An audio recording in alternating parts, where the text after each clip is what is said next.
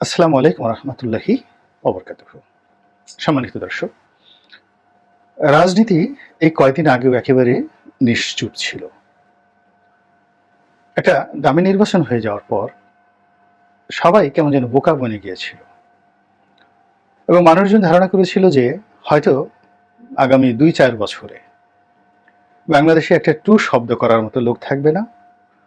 কিছু কাক যদি দয়া করে কাকা করে, কিছু শালিক যদি একটু বিচরণ করে, তারপর চড়াই পাখি যদি একটু নড়াচড়া করে, এটি হবে রাজনীতির জন্য একটা শুভ লক্ষণ। কিন্তু দেখা গেল যে দামি নির্বাচনের পরপরই অপ্রত্যাশিতভাবে বিএনপির যে বন্ধ হয়ে যাওয়া অফিসটি একেবারে সিংহ বিক্রমে জনাব রুহুল কবির রিজভী তিনি এসে হাতুড়ি দিয়ে তালা ভেঙে পিটিয়ে সেই অফিসের মধ্যে ঢুকে তারপরে রীতিমতো সেই হুঙ্কার মেরে আবার সেই সাবেক রাজনীতি বিএনপি রাজনীতি তারা শুরু করলো। বিএনপির অনেক নেতা জেলখানা থেকে ছাড়া পেলেন এবং তারা পেয়েই তারা ঠিক চুপচাপ বসে থাকলেন না, তারা নড়াচড়া শুরু করলেন এবং লন্ডন থেকে তারেক রহমান সাহেবও সেই বিবৃতি দেওয়া, দলীয় নেতাকর্মীদের সাথে বৈঠক করা, দলের অনেকগুলো কমিটি ভেঙে দিয়ে দলকে চাঙ্গা করা থেকে শুরু করে নানা রকম কর্মকাণ্ড করে বিএনপির মধ্যে একেবারে একটা জাগরণ সৃষ্টি করার জন্য তিনি চেষ্টা করলেন। তো আওয়ামী লীগ এই দৃশ্য দেখে প্রথমে খুব অবাক হয়ে গেল, ভীষণ রকম অবাক হয়ে গেল। তারপর আস্তে আস্তে আস্তে আস্তে তারা বিএনপিকে সমালোচনা করা শুরু করল। কিন্তু তারা অনেকটা নিশ্চিত ছিল।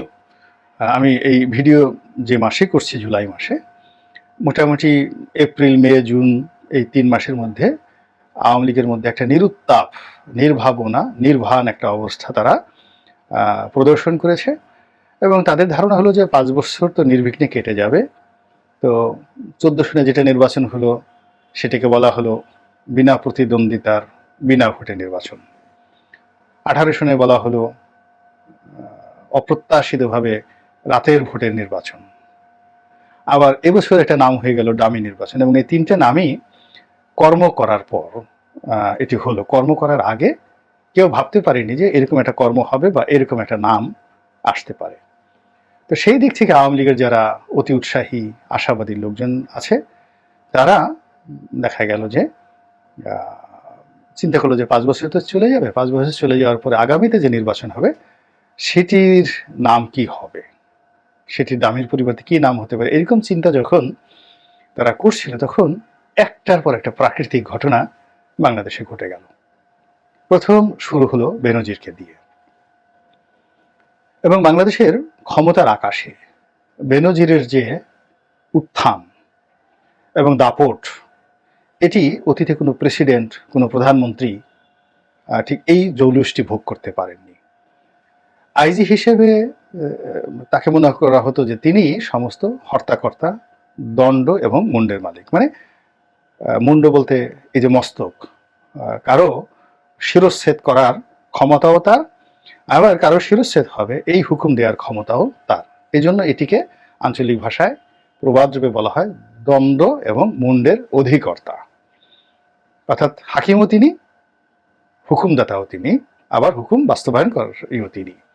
এবং তিনি সেটি করেছেন, সবকিছু করেছেন, সব ক্ষেত্রে, তার চলনে বলনে পোশাকে আশাকে। এবং তার সেই উত্থান দেখে পৃথিবীর কোনো মানুষ ভাবতেই পারেনি যে এইরকম উদিত সূর্যের কখনো মানে অস্ত যাওয়ার মতো জীবনে কোনো ঘটনা ঘটতে পারে। সবাই ধরে নিয়েছিলেন যে তার রিটায়ার্ড করার পর তাকে নেহায়েত নিদেন পক্ষে পূর্ণ মন্ত্রী করা হবে এবং স্বরাষ্ট্রমন্ত্রী করা হবে।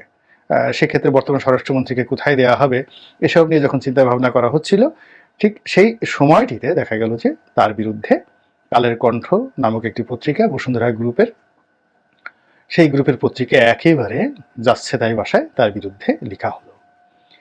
এবং এই প্রতিবেদন ছিল এতটা তথ্যবহুল, এতটা যাকে বলা হয় বিস্তারিত, এবং এতটা মানুষকে বিক্ষুব্ধ করেছিল সেই প্রতিবেদন। বসুন্ধরা গ্রুপ সম্পর্কে কারো নেতিবাচক মন্তব্য থাকতে পারে, কালের কণ্ঠ সম্পর্কে নেতিবাচক থাকতে পারে, বাট এই রিপোর্টটা ছিল, ইট ওয়াজ এ মাস্টারপিস অফ জার্নালিজম। যিনি এই কাজটা করেছেন এবং যিনি এটা এডিট করে উপস্থাপন করেছেন, মেকআপ গেট আপ থেকে শুরু করে, এটা একেবারে মাস্টারপিস। তো ওটা বেনজির হজম করতে পারেননি, সরকার হজম করতে পারেননি, জনগণও হজম করতে পারেনি, ফলে বেনজির কট হয়ে গেল। বেনজিরের পরে একটার পর একটা পুলিশের উইকেট পড়তে থাকলো। এরপর পত্রিকাগুলো আরাম পেয়ে গেল। অন্যান্য পত্রিকাতে, বিশেষ করে মানবজমিন পত্রিকাতে অসাধারণ একটা রিপোর্ট ছাপা হলো মিয়া সাহেবের যত সম্পত্তি, আসাদুজ্জামান মিয়ার ক্যারিয়ার নিয়ে। তারপর আজিজ, যেটা জেনারেল আজিজ, তার সম্পর্কেও সেই মানে বিস্তারিত ফিরিস্তি, কোথায় কত অর্থ, এগুলো প্রকাশিত হতে থাকলো মানবজমিন পত্রিকা সহ অন্যান্য অনেক পত্রিকা। আর ওইগুলোকে কয়েক গুণ বৃদ্ধি করে সামাজিক মাধ্যমগুলোতে ব্যাপক প্রচারণা চলতে থাকলো। এবং সেই প্রচারণার ফলে কি হচ্ছে, কতজনের কি বিচার হবে এটা বড় বিষয় না। পুরো বিষয়টা হলো যে এই লোকগুলো সপরিবারে এই সমাজের জন্য অপান্তেয় হয়ে পড়েছেন, ঘৃণিত, নিন্দিত হয়ে পড়েছেন। এবং তারা কোনো সমাজে গিয়ে বুক ফুলিয়ে বসবেন তো দূরের কথা, কোনো একটা সামাজিক অনুষ্ঠানে তাদের উপস্থিতি মানুষকে বিব্রত করবে। তারা কোনো খাবার টেবিলে বসলে রুচি চলে যাবে, তারা যদি কোনো বিয়ে বাড়িতে অনুষ্ঠান চলে যায়, বিয়ে বাড়ির বাদ্য বন্ধ হয়ে যাবে, এমনকি লাইট বন্ধ হয়ে যেতে পারে। এরকম একটা পরিবেশ পরিস্থিতি এই যে গত কয়েকদিনে যাদের বিরুদ্ধে এই পত্রপত্রিকাগুলো লিখেছে, আমি তাদের নাম আর বলে বিব্রত করতে চাই না, সেটা সেই ড্রাইভার আবেদ আলী থেকে শুরু করে বেনজির পর্যন্ত, এর মধ্যে যারাই ধরেন না কেন। যেমন একটা জিনিস হিসাব করেন যে এক জায়গাতে বললাম যে আমি একটা ভিডিও করেছিলাম ইয়া বেনজিরো, তো নিচে ইয়া বেনজির, ইয়া বেনজির, বেনজির, তো সেখানে একজন লিখেছে আরবিতে ইয়া বেনজিরো ইন কুন্তুম খেনজিরো।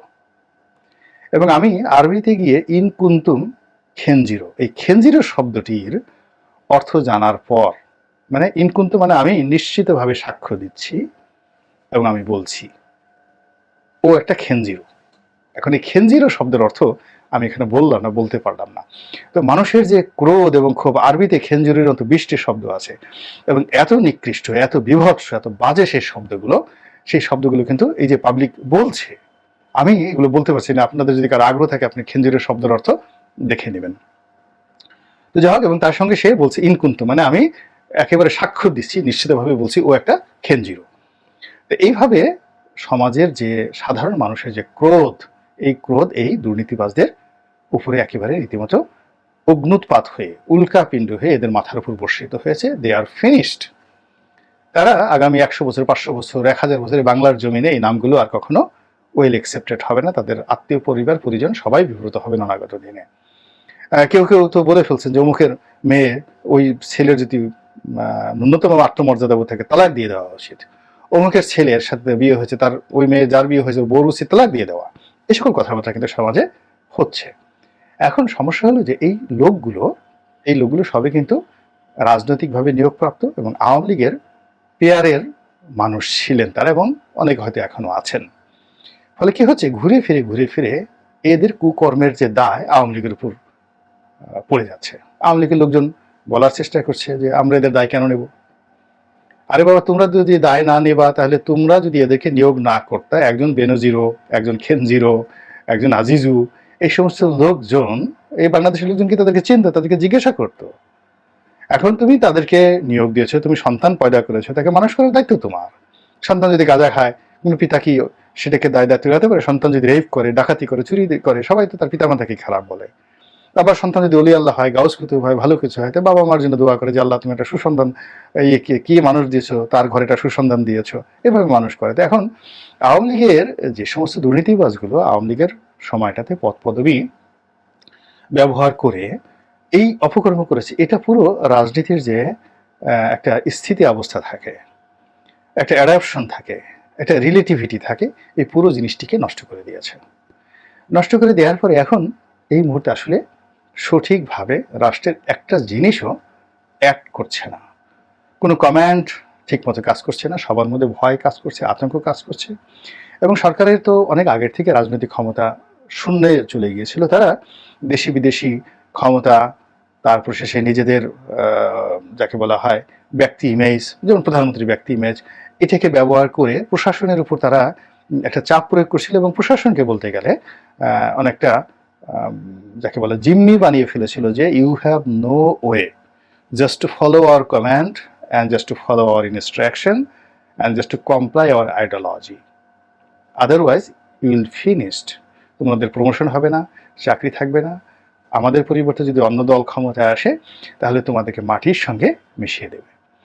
এইরকম একটা যাকে বলা হয় প্রকাশ্য অপ্রকাশ্য ভাববাদী একটা হুমকি যারা রাষ্ট্রের প্রজাতন্ত্রের কর্মকর্তা কর্মচারী আছেন তাদের উপর দীর্ঘদিন যাবতীয় কিন্তু বোঝার মতো চেপে আছে।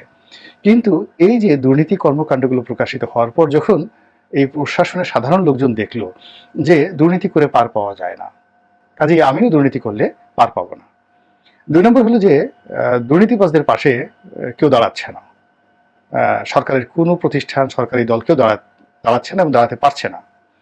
এবং থার্ড হলো যে এই দুর্নীতিবাজরা লোকচক্ষুর অন্তরালে চলে যেতে বাধ্য হচ্ছে, পালাতে বাধ্য হচ্ছে এবং প্রকাশ্যে এসে তারা কোনো কিছু করতে পারছে না। তখন কি হচ্ছে, ওই যে প্রশাসনের উপর যে একটা আধিপত্য প্রভুত্ব, প্রশাসনের উপর তাদের যে একটা থ্রেট যে জিনিসটা ছিল ওটা এখন একেবারে মিনিমাইজ হয়ে শূন্যতে চলে আসছে।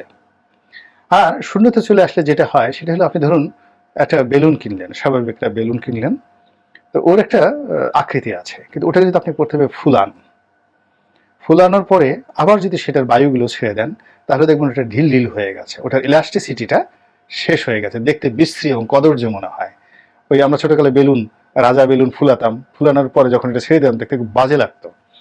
এখন ওই রকম যারা সেই বিভিন্ন জায়গাতে হর্তাকর্তা সেজে, মানে একটা দেখা গেল ময়ূর সে বাঘের মতো আকৃতি ধারণ করে আছে, একটা সজারু সিংহের মতো আকৃতি ধারণ করে আছে, একটা শকুন সেই টিয়া পাখির মতো আকৃতি ধারণ করে আছে। তো সেই জিনিসগুলো যখন এখন আসল চরিত্রে ফিরে আসছে তখন আর তাদের কোনো আকৃতি নাই, না তারা টিয়া পাখি, না তারা শকুন, না তারা সজারু, না তারা বাঘ। একটা মধ্যবর্তী কেমন যেন মাতাল অবস্থার মধ্যে এই ক্ষমতাধর শত শত লোকজন সেইভাবে পড়ে গিয়েছে।